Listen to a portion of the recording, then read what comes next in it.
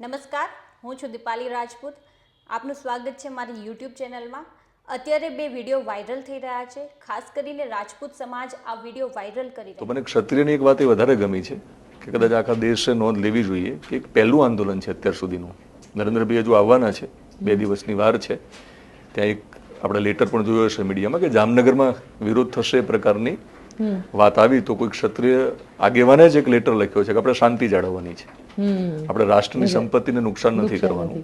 બીજી જ્ઞાતિને પણ આમાં શીખવા મળશે કે તમારે જો આંદોલન ચલાવવું હોય ભવિષ્યમાં તો આ રીતે ચલાવાય, કે તમારે કશું જ ના કરાય. એ લોકોએ મર્યાદા જે છે ને એને શસ્ત્ર તરીકે ઉપયોગ કર્યો છે. એટલે આટલા બધા લોકો જ્યાં મળે છે અને ક્ષત્રિયનું લોહી તો બધાને ખબર છે, આમ છતાં પણ જો એ લોકો શાંતિ જાળવતા હોય તો મને લાગે છે કે એનાથી મોટી મર્દાનગી એમને નથી બતાવી અને એમાં એ લોકો જીતી ગયા છે. તો આ વિડીયો આખરે કોના છે તેના વિશે આપણે ઇન્ટરવ્યૂ કરવા આવ્યા છે. તે દિનેશ સિંધવ આખરે છે કોણ તેના વિશે જાણીશું. સૌપ્રથમ દિનેશભાઈ, તમારું સ્વાગત છે. Thank you Dipali. દિનેશભાઈ, તમારો આટલો બધો વિડીયો વાયરલ થઈ રહ્યો છે તેના વિશે શું કહેશો? વિડીયો વાયરલ જ્યારે થાય તો હંમેશા એક એવું રહ્યું છે કે જેનો પણ વિડીયો વાયરલ થાય ને એના વિશે લોકોને જાણવું હોય છે. એટલે આમ તો ઓલરેડી મારો એક ઓડિયન્સ તો છે જ ગુજરાતમાં, એટલે કદાચ લોકો મને ઓળખતા હશે, પણ માનીને ચાલો કે કદાચ તમારું જે નવું ઓડિયન્સ હોય મને ન ઓળખતું હોય અથવા મારા વિડીયો જોતા હોય પણ હું કોણ છું એ કદાચ ન ખબર હોય, તો આપણે વાતચીત કરવાના જ છીએ. તમે કીધું એ પ્રમાણે વિડીયો વાયરલ કરવો એ તમારા હાથમાં નથી. વિડીયો વાયરલ શા માટે થાય એ પણ એનું કારણ તમને એક્ઝેક્ટ નહીં મળે, પણ પત્રકારત્વના ક્ષેત્રમાં આટલું કામ કર્યા પછી મને એવી ખબર પડે કે તમે જ્યારે પ્રજાના હિતમાં અથવા પબ્લિક ઇન્ટરેસ્ટમાં કશું કામ કરો ને તો એ વિડીયો લોકો સુધી પહોંચે, લોકો એને વાયરલ કરે. તો આમાં કદાચ મારો ચહેરો ગમી ગયો હશે લોકોને, મારો અવાજ ગમતો હશે એટલે વાયરલ નહીં કર્યો હોય, પણ એ જે અંદર વિડીયોમાં જે કોન્ટેન્ટ છે, જે વાત છે, એ લોકોને કદાચ ગમી રાજપૂત સમાજને. જ્યારે લોકો કનેક્ટ થાય ને, લોકોને એવું લાગે કે આ અમારો અવાજ છે અને ખરેખર તમે પ્રજાનો અવાજ બનો, તો તમે કદાચ, હું મારી જાતને સફળ પત્રકાર નથી માનતો, પણ આ સફળતા કદાચ એટલા માટે મળી હશે કે લોકોને એમને પોતાનો અવાજ લાગ્યો હશે. તમારા વિશે શું કહેશો? કેમ કે તમે બહુ બધા લોકોના ઇન્ટરવ્યૂ લ્યો છો, તો એના વિશે શું કહેશો? હું દિનેશ સિંધવ મારું નામ છે. વિશેષ વિથ દિનેશ અમારી યુટ્યુબ ચેનલનું નામ છે. ઘણા લોકો વિશેષ ભાઈ પણ મને કહેતા હોય છે કોમેન્ટમાં. તો મારું નામ દિનેશ સિંધવ છે. બીજું, હું આ ફિલ્ડમાં કેમ આવ્યો એના વિશે આમ તો ઘણા બધા ઇન્ટરવ્યૂ 2-3 થયા છે, પણ જો પહેલી વાર કોઈ જોતું હોય તો સુરેન્દ્રનગર જિલ્લાનું મારું ગામ છે, વડગામ ગામ છે. નાનકડું ગામ છે. ખેડૂત પરિવારમાં મારો જન્મ થયો. બહુ ઓછી જમીન, ક્ષારવાળી જમીન, એટલે નાનપણથી આર્થિક પરિસ્થિતિ એટલી બધી સારી નહોતી. એટલે હું નાનો હતો ત્યારથી મેં એ પ્રકારની પરિસ્થિતિ જોઈ કે મને એવું લાગ્યું કે તમારે કશું કરવું પડશે, તમારે કંઈક જુદું કરવું પડશે. તો નાનો હતો ત્યારથી મને શોખ હતો, મને એક્ટિંગ કરવાનો શોખ હતો, મને લખવાનો શોખ હતો, મને ડ્રોઈંગનો શોખ હતો. આ બધું ચાલતું હતું. ગુજરાતી દૂરદર્શન સિવાય કોઈ ચેનલો નહોતી એ વખતે. દૂરદર્શનમાં ગુજરાતી સિરિયલ્સ બહુ જાણીતી હતી, નેશનલ ચેનલ કોઈ હતી જ નહીં. જીટીવી આઈ થિંક 2001 પછી આવ્યું કે 2002માં આવ્યું, એ પછી બધી નેશનલ ચેનલો આવી. તો દૂરદર્શનની બધી સિરિયલ હું બહુ ધ્યાનથી જોતો, એટલે ક્યાંક એ મુંબઈના એક્ટરોનો પ્રભાવ મારામાં રહેતો, એમના જેવું બોલવાનો પ્રયત્ન કરતો, એકલો હું એક્ટિંગ કરવાનો પ્રયત્ન કરતો, લખતો હું. આ ક્યાંક હતું મારામાં કે મારે કશું કરવું છે. અને મારું જે રૂટ છે, મારું જે બેકગ્રાઉન્ડ છે, તો મારા ગામમાં જ મારું મોસાળ છે. મારા જે નાના છે સ્વર્ગસ્થ પચણભાઈ ગોહિલ, એમને અભિનયનો શોખ હતો, એટલે એમને એ વખતે ગામમાં ભવાઈની પરંપરા શરૂ કરી હતી પૂનમના દિવસે. આજે પણ ચાલુ છે ગામમાં. તો નાયક પરિવારોમાંથી કેટલાક કલાકારો આવે, એ ભવાઈ કરે, પણ મારા નાના રાવણ બનતા અને પોતે રાવણનો રોલ કરતા. મેં એમને નજીકથી મેકઅપ કરતા જોયા.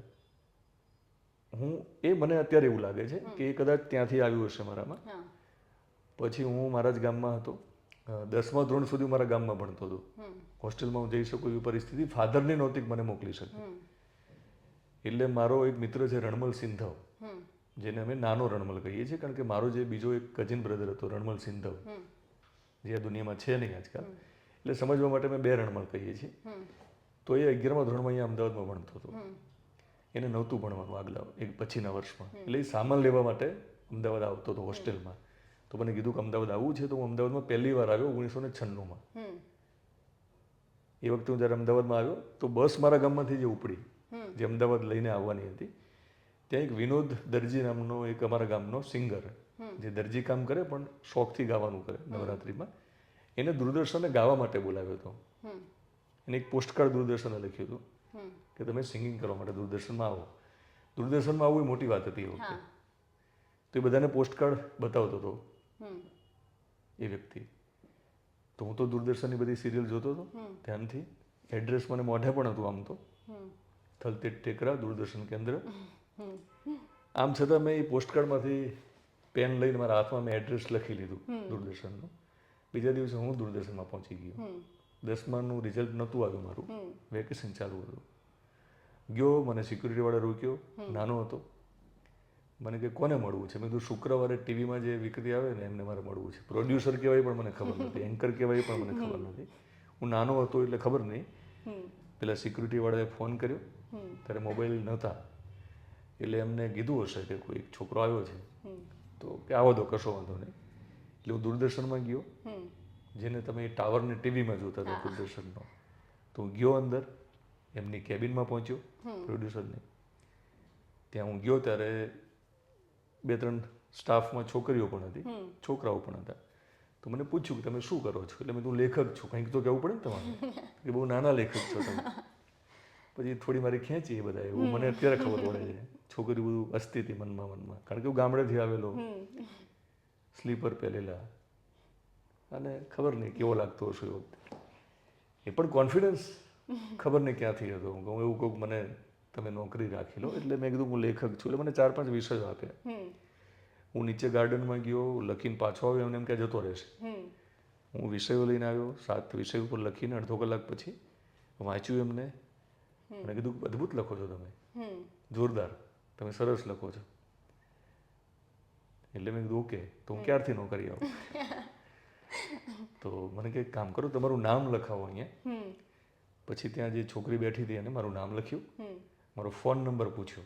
તો મારા ઘરે ટેલિફોન નહોતો એ વખતે, કારણ કે ગામડાઓમાં એક જ ફોન હતો. તો મેં કીધું ફોન તો છે નહીં મારી જોડે, પણ મારું એડ્રેસ મેં એમને લખી આપ્યું. અને હું પછી ત્યાંથી મને એમને બહુ પ્રેમથી રવાના કર્યો. હું ત્યાંથી નીકળી ગયો. મારું ગામ વડગામ, અને મારી ગામની બાજુમાં દસાડા ગામ છે, ત્યાં એસટીડી બૂથ એ વખતે ચાલતા. 10-12 કિલોમીટરનું અંતર છે. દર અઠવાડિયે હું બસમાં બેસું, દસાડા જવું ને ફોન કરું, હું ક્યારે આવું, ક્યારે આવું. આ સિલસિલો ચાલ્યો.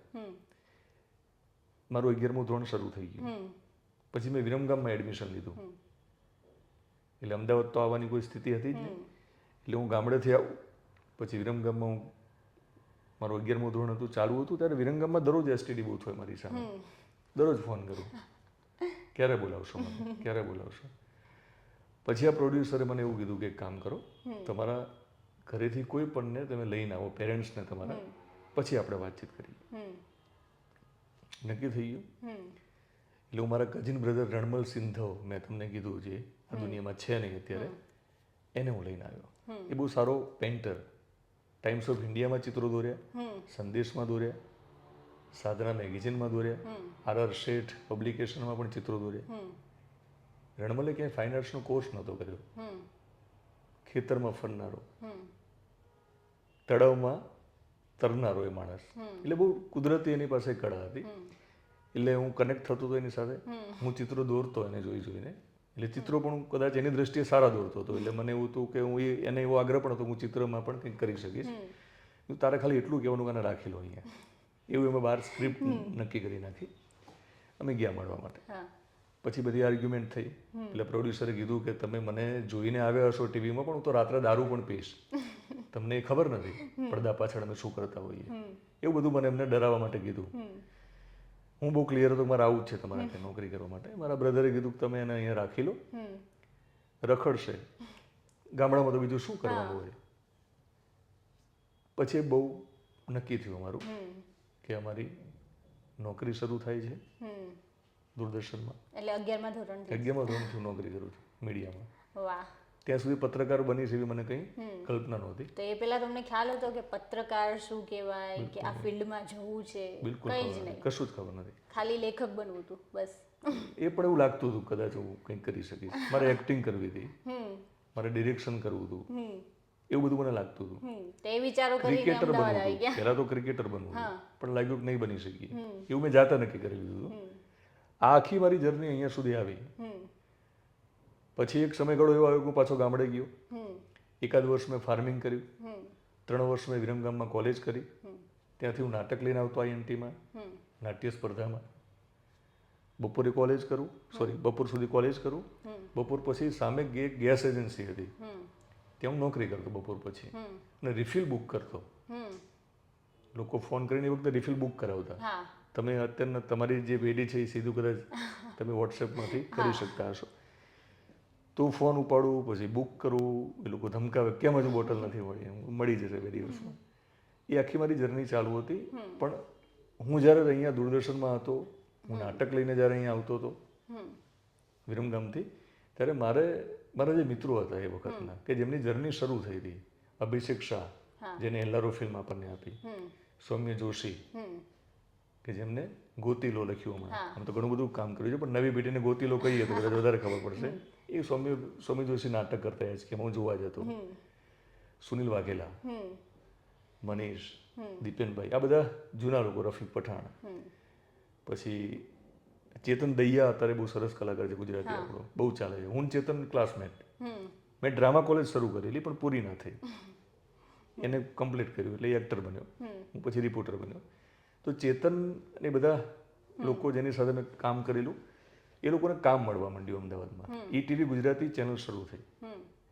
તો પ્રોગ્રામિંગનો રેશિયો હતો ને ન્યૂઝનો રેશિયો હતો ETV ગુજરાતીમાં શરૂઆતમાં. તો દીપેન શાહ અને સુનિલ વાઘેલા બંને એક શો કરતા હતા બાળકોનો. તો મને ફોન આવ્યો કે હું દીપેન શાહને આસિસ્ટ કરું, જેથી હું ગામડેથી આવી શકું, 2 દિવસ રહી શકું અને પછી ફરી પાછો ગામડે જતો રહીશું. આ એક પ્રક્રિયા મારી ચાલુ હતી. એમાં રાત્રે એડિટિંગ વખતે મને લાલજી ચાવડા ETVના રિપોર્ટર મળી જાય છે. ચા પીવા અમે નીચે ઉતરતા હતા, અમારા બંને વચ્ચે વાત થઈ. અત્યારે ઇન્ફોર્મેશન ડિપાર્ટમેન્ટમાં છે. એની પહેલાં BBCમાં હતા, એની પહેલાં VTVમાં હતા, એની પહેલાં TV9માં હતા, એની પહેલાં ETVમાં હતા, લાલજીભાઈ. એટલે બહુ મજાનો માણસ છે. એમને મને કીધું કે તમારે રિપોર્ટર બનવું જોઈએ. મેં કીધું મને તો કંઈ ખબર જ નથી રિપોર્ટર લેશું. એટલે મને કે કશું નહીં, ખાલી સ્ટોરી જ લખવાની હોય. મને એમ કે પેલી સ્ટોરી હશે આપણે જે લખતા હતા. બીજા દિવસે મને ETVની ઓફિસમાં ન્યૂઝ સેક્શનમાં સતીશ મોરી સાથે મારો પરિચય કરાવ્યો છે. સતીશ મોરી એ વખતે ETV ગુજરાતીના એડિટર, ત્યાં નરેશભાઈ દવે પણ હતા જે ડેપ્યુટી એડિટર હતા. એમનો મને પરિચય કરવામાં આવ્યો. બીજા દિવસથી મારું ન્યૂઝ સેક્શનમાં જવાનું શરૂ. આખી પ્રક્રિયા ચાલતી હતી. હું શીખતો હતો સમાચાર એટલે શું, રિપોર્ટિંગ એટલે શું. એ દરમિયાન જુનાગઢમાં રિપોર્ટરને નોકરી છોડવાનું થાય છે. તો મને અહીંયાથી એવું ડિસિઝન લેવામાં આવ્યું કે ઇન્ટર્નશીપના ભાગરૂપે હું કેમેરો લઈને જુનાગઢ જઉં. તો હું એક કેમેરો લીધો મેં, જુનાગઢમાં જઈને મારી જર્ની શરૂ થઈ રિપોર્ટરની. બસ ત્યાંથી હું રિપોર્ટર બની ગયો. પહેલો એક્સપિરિયન્સ કેવો રહ્યો જ્યારે માઇક અડ્યું ત્યારે? આટલો તમારા જેવો આવો ઇન્ટરવ્યૂ પણ હું ના કરી શકતો શરૂઆતમાં. તમે અદ્ભુત આજે ઇન્ટરવ્યૂ કર્યો. મારો આ પહેલો જ ઇન્ટરવ્યૂ છે. પણ તમે સરસ કર્યો, એ જ કહું છું ને. કારણ કે મારો પહેલો વિડીયો કદાચ મેં જે બનાવ્યો હશે એ બહુ અત્યારે જોઉં તો એમ ઘણી બધી ભૂલો કરી હશે. બસ એ રીતે હું રિપોર્ટર બની ગયો. અને એ પછી મારી જર્ની ચાલુ. VTV ગુજરાતીમાં 2012માં આવ્યો અમદાવાદ. એ વખતે એન્કર બન્યો. પછી TV9માં ગયો હું 2014માં. TV9માંથી ફરી પાછો VTVમાં આવ્યો. અને ફરી પાછો હું છેલ્લે દિવ્ય ભાસ્કરની ન્યૂઝ એપ્લિકેશનમાં ગયો 2017માં. આ સમયગાળા દરમિયાન મારી YouTube ચેનલની જર્ની શરૂ થઈ ગઈ હતી. તો 2017માં 5 વર્ષ મેં કમ્પ્લીટ કર્યા divyabhaskar.comમાં. એ પછી મારી પોતાની જર્નીને મારે આગળ વધારવી હતી, મારી YouTube ચેનલને. એટલે વિશેષ વિથ દિનેશને હું અત્યારે ફૂલ ટાઈમ કરું છું. જેને અત્યારે લોકો ખૂબ જ સારો પ્રતિસાદ આપી રહ્યા છે. એના માટે લોકોને થેન્ક યુ કહીએ, કારણ કે લોકો જો પ્રેમ નહીં કરે તો આપણું કોઈ અસ્તિત્વ નથી. પણ હું ભગવાનને થેન્ક યુ કહીશ. અંતે તમે જર્નલિઝમ નથી કર્યું? જર્નલિઝમ મેં નહોતું કર્યું જ્યારે નોકરી મળી ત્યારે. પણ ચાલુ નોકરીએ પછી મેં ભવન્સમાંથી ડિપ્લોમા કરી લીધું. તો વ્યુઅર્સને એ પણ એક જણાવો કે જર્નલિઝમ કેટલું જરૂરી છે કે નથી, કે તમારામાં ટેલેન્ટ જર્નલિઝમ જરૂરી છે, કરશો તો વધારે મજા આવશે. જર્નલિઝમ કરીને આ ફિલ્ડમાં આવશો તો ઘણું સારું છે, પણ જર્નલિઝમ કર્યા પછી પણ તમને જો એ ખબર નહીં હોય કે આનંદીબેન પટેલ અત્યારે ક્યાં છે, કયા સ્ટેટના રાજ્યપાલ છે, તો જર્નલિઝમ કોઈ કામનું નથી. તમે જર્નલિઝમ નહીં કર્યું હોય તો તમારી હાથમાં ફોન છે, એક સરસ ટ્રાયપોડ લઈ લો નાનું, સસ્તું માઇક લઈ તમે તમારી પોતાની જર્ની ડિજિટલમાં શરૂ કરો. મેઇન સ્ટ્રીમ મીડિયામાં તમારે ના આવવું હોય તો પણ ચાલશે, અને મેઇન સ્ટ્રીમ મીડિયામાં આવશો ને તમારી પોતાના ઓડિયન્સ સાથે આવશો તો તમારું વજન પડશે અહીંયા જ્યારે ઇન્ટરવ્યૂ આપશો ત્યારે. તો મને એવું લાગે છે કે જર્નલિઝમ કરો તો વધારે સારું. નથી કરી શકતા, નથી કર્યું તો તમને કામ કરવામાં તો કોઈ નહીં રોકી શકે. ધ્રુવ રાઠીએ ક્યાં જર્નલિઝમ કર્યું? એવા ઘણા લોકો છે જે સરસ કામ કરે છે. અંતે એક ક્વેશ્ચન કે ન્યૂઝ ચેનલમાં જઈએ ત્યારે ઘણું બધું એવું હોય છે કે પોલિટિક્સ પણ હોય છે અને ઘણું બધું આપણે સત્ય બોલી નથી શકતા, તો યુટ્યુબ ચેનલમાં જે આપણે બોલી શકીએ છીએ કેમ કે આપણું ખુદનું પ્લેટફોર્મ છે, તો યુટ્યુબ સારું કે ન્યૂઝ ચેનલ? બંને માધ્યમો કેમ કે તમે પોતપોતાની રીતે બંનેમાં જયેલા છો. અને બંને માધ્યમો પોતપોતાની રીતે યોગ્ય છે. છાપા હતા તો ટીવી આવ્યું, રેડિયો હતો તો એફએમમાં આપણે સ્વિચ ઓવર થઈએ છીએ, તો ટીવી છે તો આપણે ડિજિટલમાં આવ્યા. પણ હાલ સ્વતંત્રતા તમને યુટ્યુબમાં વધારે છે. તમારે કન્ટેન્ટ ક્રિએશનને લઈને તમને અહીંયા સ્વતંત્રતા છે, આર્થિક રીતે પણ તમને અહીંયા વધારે સ્વતંત્રતા છે યુટ્યુબમાં. એટલે બંને સારા નરસાનો કોઈ મુદ્દો નથી, પણ ટીવીની પરિસ્થિતિ અત્યારે એવી છે, હું જે સમજુ એ પ્રમાણે, કે ટીવી હવે અસરકારક નથી. જે રીતે આપણે કહ્યું એ પ્રમાણે કે એમની કદાચ એમની મજબૂરી પણ છે અને એમાં કોઈ આપણે એમને કોઈ બ્લેમ નહીં કરી શકીએ, પણ ત્યાં તમે રિયલ જર્નલિઝમની અપેક્ષા નહીં રાખી શકો, જે યુટ્યુબમાં નહીં રાખી શકો. યુટ્યુબમાં પણ તમે નક્કી કરો તો ઘણું બધું સમાજને નુકસાન પણ કરી શકો, અને તમે વધારે કરી શકો ધ્યાન ના રાખો તો. તમને સ્વતંત્રતા મળી ગઈ છે એવું માનીને તમે ગમે તે બોલો જ ના ચાલે. હું નરેન્દ્રભાઈ વિશે વાત કરું છું તો ચલો હું કરી શકું છું, એ સારી વાત છે યુટ્યુબમાં, પણ એનો મતલબ એ નથી કે હું ગમે તે બોલું એમના વિશે. પણ હું આટલું તો કહી શકું ને આ દેશમાં, એટલી તો નરેન્દ્રભાઈને પણ ઈચ્છા હશે કે ના ના કોઈક તો કંઈક ધ્યાન તો દોરવું પડશે, નહીં તો મને ખબર કેમ પડશે કે નીચે શું ચાલી રહ્યું છે. એટલે મુદ્દો નથી, પણ યુટ્યુબનો એટલો બધો ફાયદો ના ઉઠાઈએ સ્વતંત્રતાનો, ગમે તે બોલવા માંડીએ. કારણ કે ઘણી વસ્તુ એવી હોય છે કે જે નરેન્દ્રભાઈને ખ્યાલ પણ નથી હોતી, વચેટિયા જે આપણે કહીએ ત્યાં સુધી જ પહોંચે છે, પછી ઉપર પહોંચતી જ નથી. બિલકુલ એવું પણ હોય છે. એટલે હું એવું માનું છું કે બંને માધ્યમોની જરૂર છે. બંને માધ્યમોમાં યુટ્યુબનું ફ્યુચર છે, બહુ સીધી વાત છે, ડિજિટલનું ફ્યુચર છે. તો તમારે જો માર્ક્સ આપવા હોય તો યુટ્યુબને ડિજિટલને વધારે આપીશ. જે લોકોને કરિયર બનાવવાની છે તો એમાં કરિયર બનાવો, કારણ કે લાંબા ગાળે ટીવી ચેનલો બધી સ્વિચ ઓવર થવાની છે ડિજિટલમાં. તો આ હતા દિનેશ સિંધવ, જે તમામ લોકોના ઇન્ટરવ્યૂ લે છે. આજે મેં એમનું ઇન્ટરવ્યૂ લીધું, તમે આ ઇન્ટરવ્યૂ જોજો, કારણ કે ન માત્ર એ ક્ષત્રિય આંદોલન વિશે બોલ્યા છે, પરંતુ પોતાની જર્ની વિશે પણ તેમણે ઘણું બધું કહ્યું છે. Thank you Dipali. દીપાલી મારો ઇન્ટરવ્યૂ કર્યો છે એટલે કે ફેમસ થવા માટે મેં ઇન્ટરવ્યૂ આપ્યો નથી, પણ મજાની વાત એ છે કે જ્યારે તમે કશું તમારી પોતાની જર્નીમાં તમારે કંઈક કરવું હોય તો મને લાગે છે કે સપોર્ટ અરસપરસ કરવો જોઈએ. તો કાલે હું દીપાલી જોડે અપેક્ષા રાખું કે બહુ ફેમસ થઈ જાય યુટ્યુબમાં, તો કાલે નવા લોકોને સપોર્ટ કરે. અને best of luck. Thank you.